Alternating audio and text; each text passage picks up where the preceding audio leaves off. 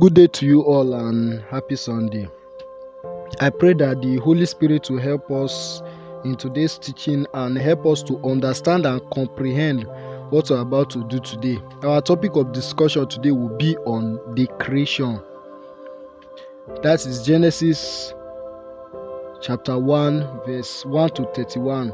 It's talking about the first creation story in details. Genesis chapter 2 verse 1 to 25, talking about man, Adam and Eve. Genesis chapter 3 verse 1 to 24, talking about the fall of man, and that is where I will stop. So I'll start on the creation story. First of all, I'll start with the reason why God created man. God created man first of all. The main reason why God created man, I'll be talking about two. First, balance. Man is the balance of all the creation of God. The balance there now is that man has balance through dominion, which is Genesis chapter 1 verse 26. If you read Genesis chapter 1 verse 26, it's talking about the balance there. God said, let us make man in our image, in our likeness. Let them rule over the fish of the sea and the birds of the air, over the livestock, over all the earth, and over all the creatures that moves along the earth. That is the dominion in which God has given to man to create the balance between all creations. Second reason why God created man is to love and be loved, to serve. That is the second reason why God created man. That is why I say, let us create man in our own image and likeness, to resemble God, to be loved and to love, also to serve. How did God created man? God created man in two aspects. The first aspect I'll be talking about is the physical creation. Genesis chapter 2 verse 7. The Lord God formed man from the dust of the ground. That is the physical creation. That is our flesh in which we are wearing. That is the physical creation aspect. If you continue, the same verse 7 of chapter 2, and breathed into his nostrils the breath of life, and the man became a living being. That is the second aspect of creation of man. He breathed into his nostril, and that is the breath of life, and the man became a living being. The second aspect there now is the spiritual creation. Genesis chapter 1 verse 26, as I earlier read. Then God said, let us make man in our image, in our likeness, and let them rule over fish of the sea, as I earlier read. The spiritual creation here now, you know, God is not a man. He is a spirit. And he created man, put his spirit, the breath of life there now is the spirit of God that God has given to man. He gave him his breath, his spirit. That is the spiritual creation. I've talked about two creation of man, how man was created. The spiritual creation, which is the flesh in which you are wearing, that he created out of the dust, and the spiritual creation in which it is his spirit that he gave to man. If you continue first from verse 27, so God created man in his own image. In the image of God he created him. Male and female, he created them. Note, in all God's creation, he blessed them. Genesis chapter 1 verse 28. God blessed them and said to them, be fruitful and increase in number. Why did God have to bless what he has created again? The blessing there shows that he's present. The blessing shows his permission, his consent, that he is aware and he is with what he has created. Whatsoever thing God bless, the blessing shows that he is with that particular thing.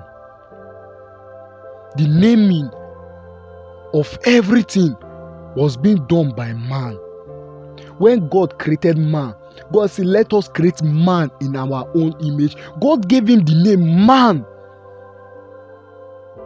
After God created man, the dominion of naming everything was given, handed over from God to man.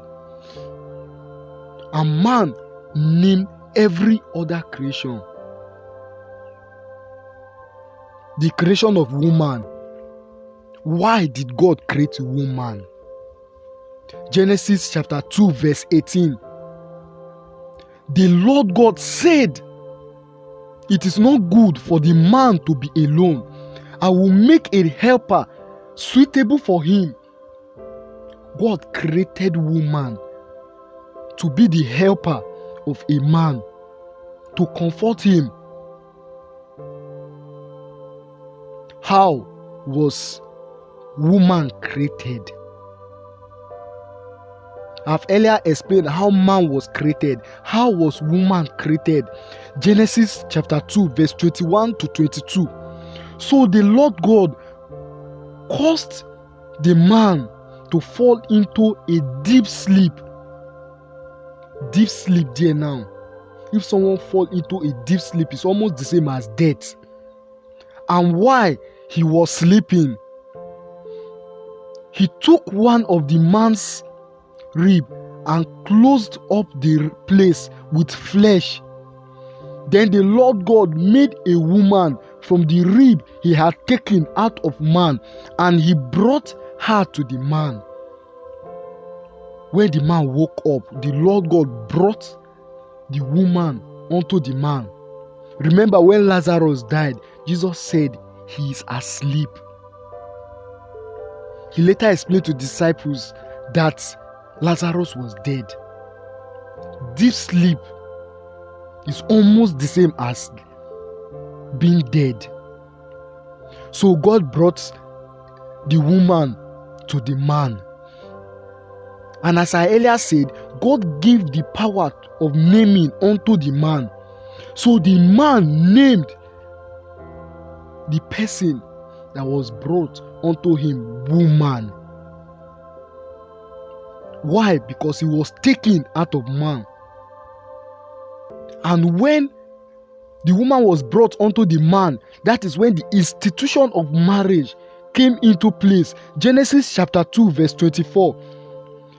For this reason, a man will leave his father and mother and be united to his wife, and they will become one flesh. They will not become two flesh. They will become one flesh. That one flesh there means that they must have the same aim. They must walk towards the same goal. That is one flesh, the institution of marriage. They must not disagree. And when the woman was brought to man, everything that God told the man, all the instruction, the man handed it over unto the woman, so that the woman will not go astray, so that the woman will not disobey the Lord. Then come the fall of man. Genesis chapter 3. I start. Now the serpent was more crafty than any of the wild animal the Lord God had made.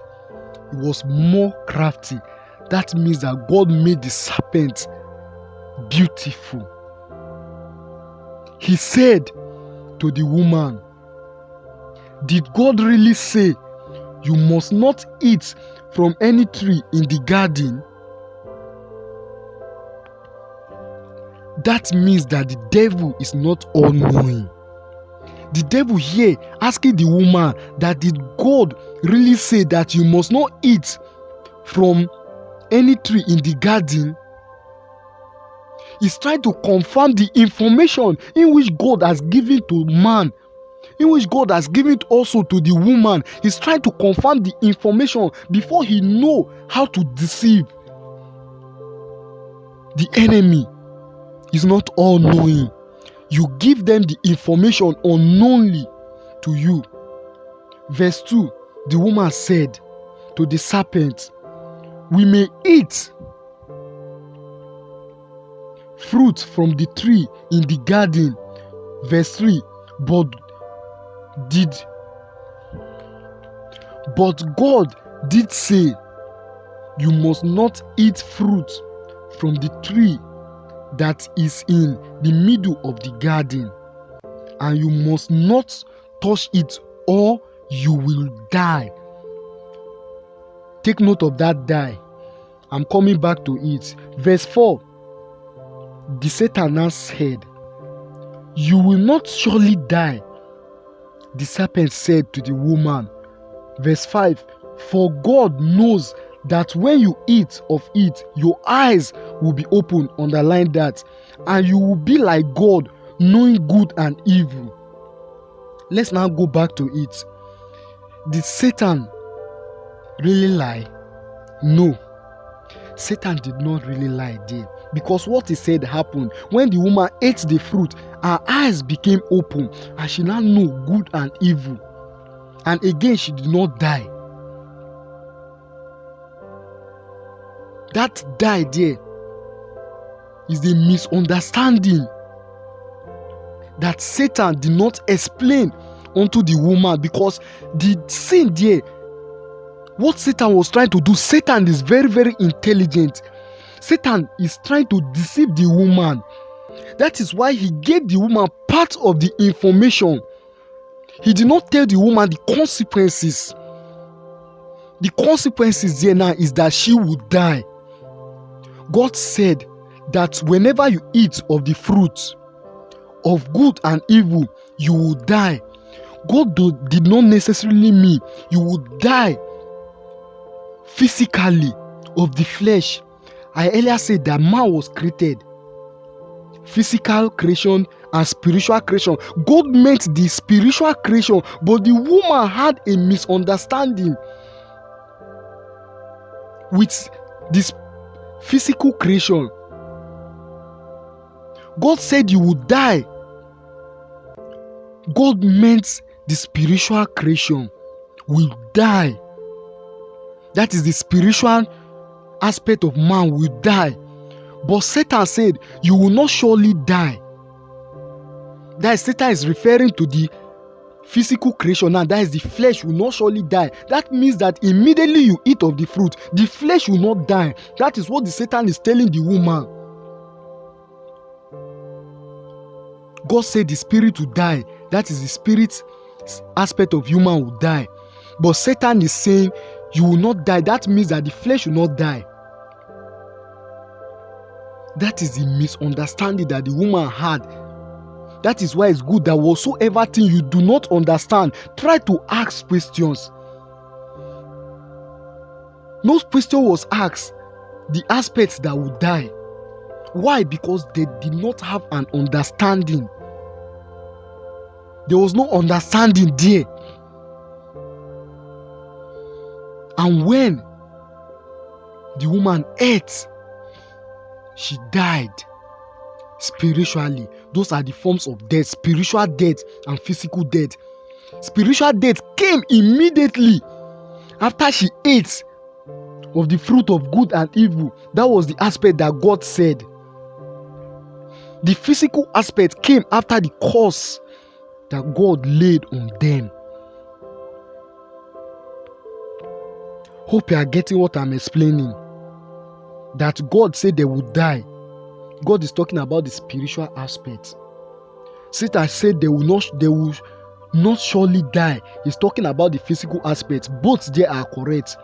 When they ate of the fruit, they died spiritually. When they ate of the fruit, they did not die, as Satan said, which is the physical aspect. I will explain why man is now dying, to tell you the after consequences in which Satan did not explain to them. I'm going down to the cause.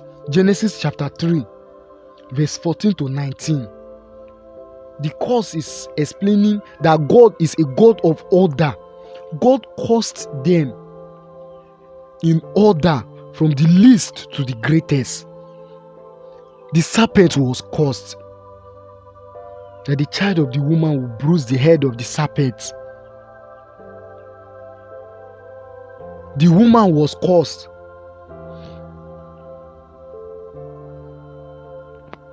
in childbirth.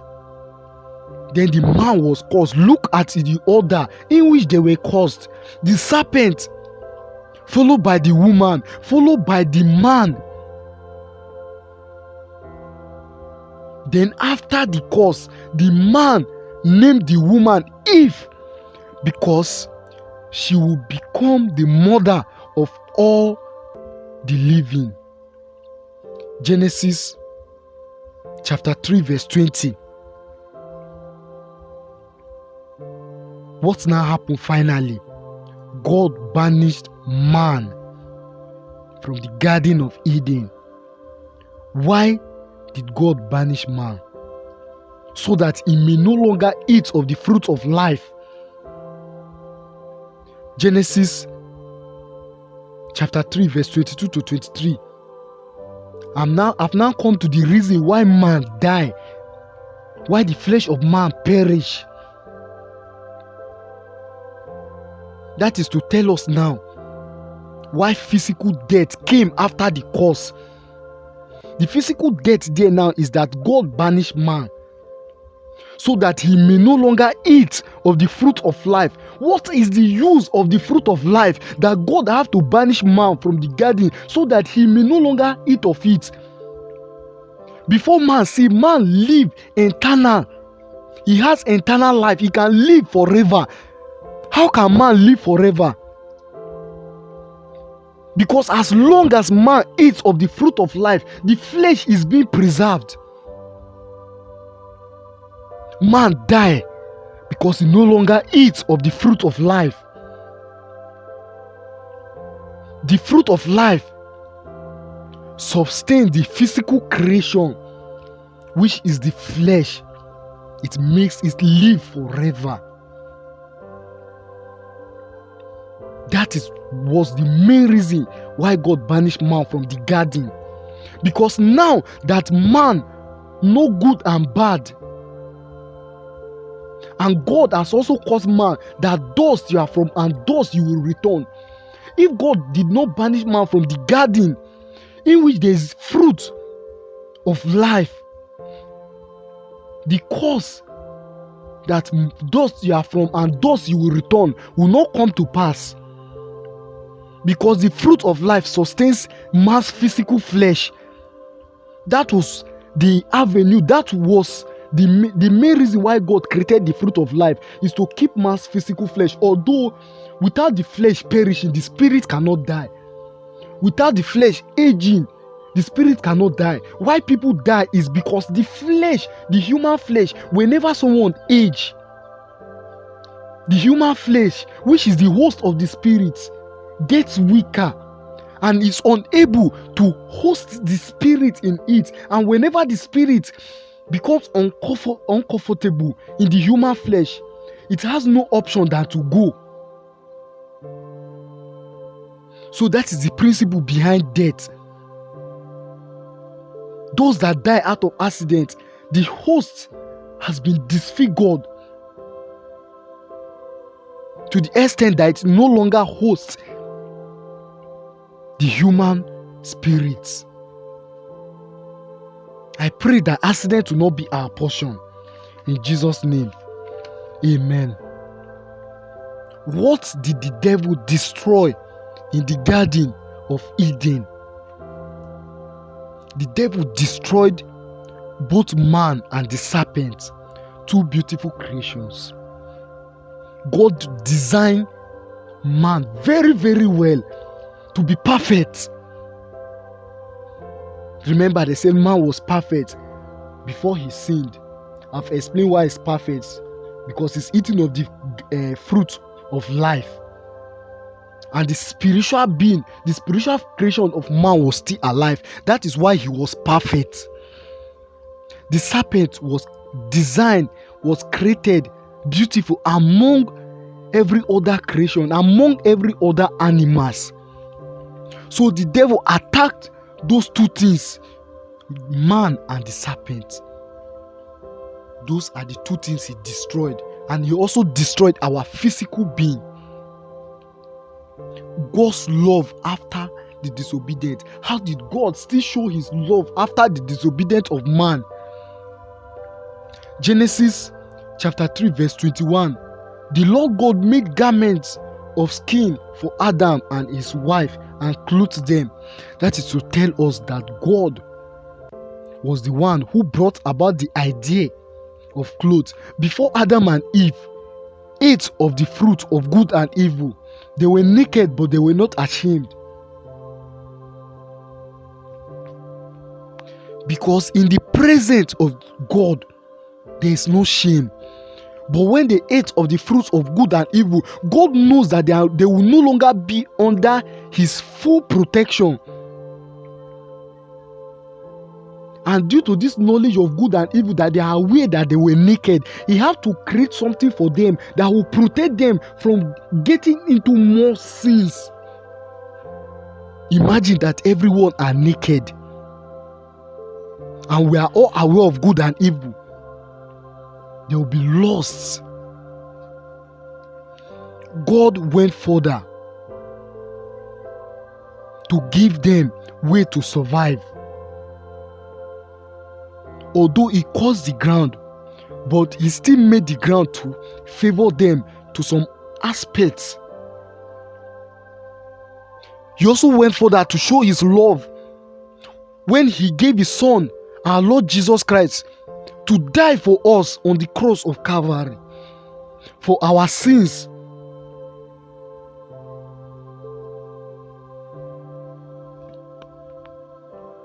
What is another proof that God meant that we will die spiritually?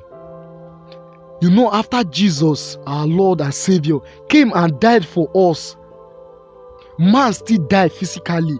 People die daily and they are still being buried. But we have hope through our Lord Jesus Christ. Spiritually, Jesus came to revive the spiritual death that was lost.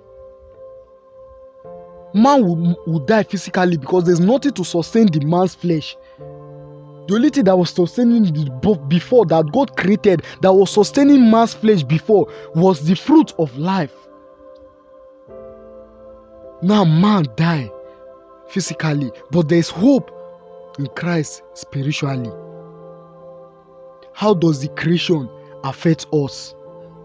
Everything that was created still exists. The sky that was created is still in existence. The moon, the sun, the stars, the earth, the river, the animals that were created, they still exist. Man and nature is still in existence.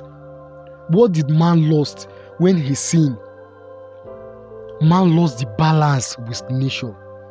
Because everything in nature have ears spiritually, and man lost the spiritual being during the sin. The only way that man was able to keep balance was with the help of God, was through his spiritual creation. And when man sinned, he lost his spiritual creation, which helped him to keep the balance. That is to tell us that man lost the balance. I earlier said that nature have ears spiritually. Everything in nature have ears spiritually. The stone has ears spiritually. The trees have ears spiritually. Water has ears spiritually. Elijah has used the spiritual ears of fire.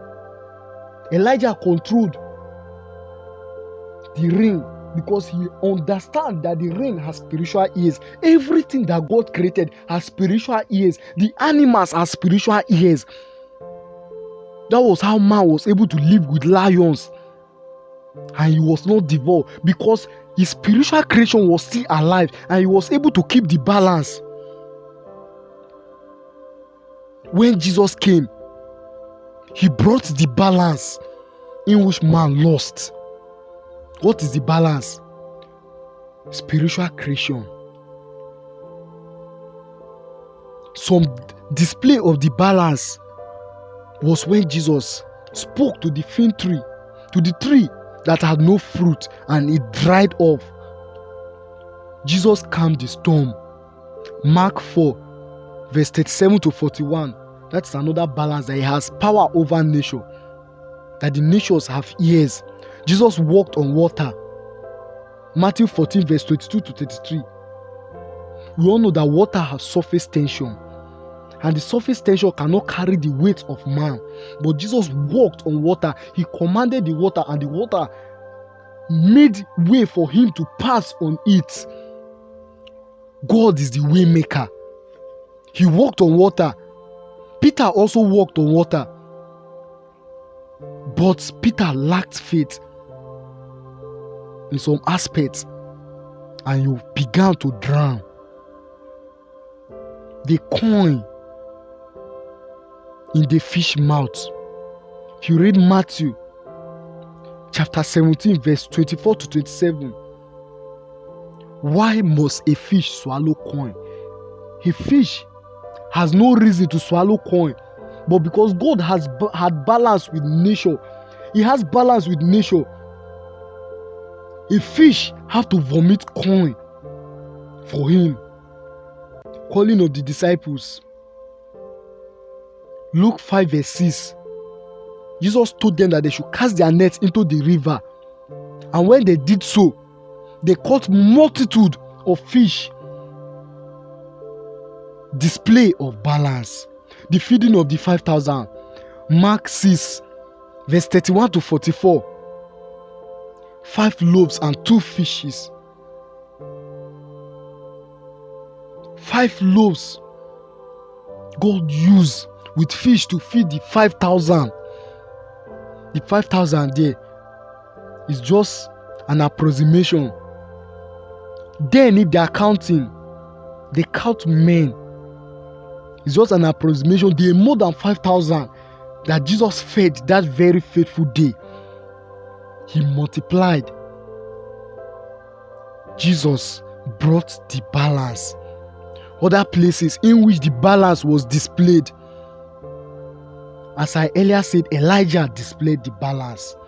He separated water into 2. Moses displayed the balance. He separated water into 2.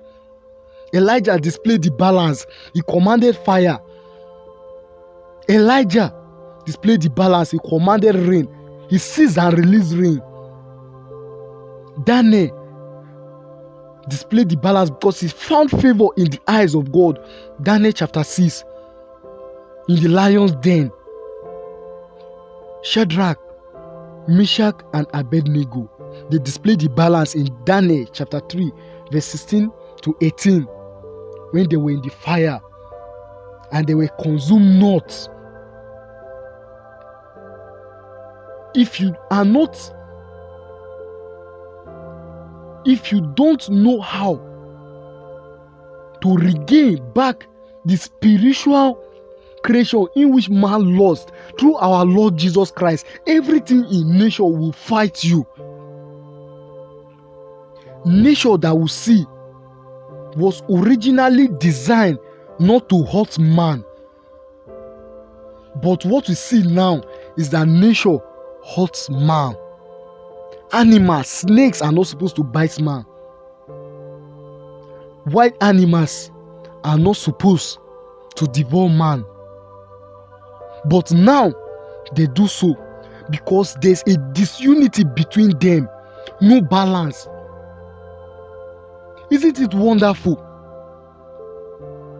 how God was able to speak, how Jesus was able to speak to the tree, how Elijah was able to speak to the rain, how the rivers understood, how Adam was able to communicate with all the animals in the Garden of Eden, how Eve was able to communicate with the serpent. That means that there is a form of communication in which they are using then that we are not using now. It's only that form of communication that animals understood. Spiritual communication. Man had one language until God separated the languages. There is a spiritual communication that we are not getting because our spiritual creation was lost, and we are not struggling day and night to gain it back. Jesus came to bring back the spiritual creation, and it's through only our Lord Jesus Christ that we can regain back the spiritual creation in which we lost in the Garden of Eden. Money that people look for is not hard. It's just for you to gain back your spiritual creation. So people sit down and expect God to perform the same miracle that was done in the garden or during the time of creation, that God said, let there be, let there be. They expect to wake up in the morning and see money everywhere in their room, not working. As I earlier said, God blesses things. If you want to be prosperous, look for something to do and pray to God for His blessing upon that particular thing. Even if you are a shoemaker, if God's blessing is with you, you will make it in life. I pray that the Holy Spirit, through our Lord Jesus Christ, will help us to understand more on the creation and how it is affecting us, because everything that was created then are still in existence. The balance that existed then can still be brought back through our Lord Jesus Christ. Pray that the Holy Spirit will help us this very new year. And this new year that we are, we have to make plans. Pray to God to bless them with His holy hands. And also pray to God for the balance in your life, in our lives, through Christ our Lord. Amen. Stay blessed and remain in the peace of the Lord. Amen.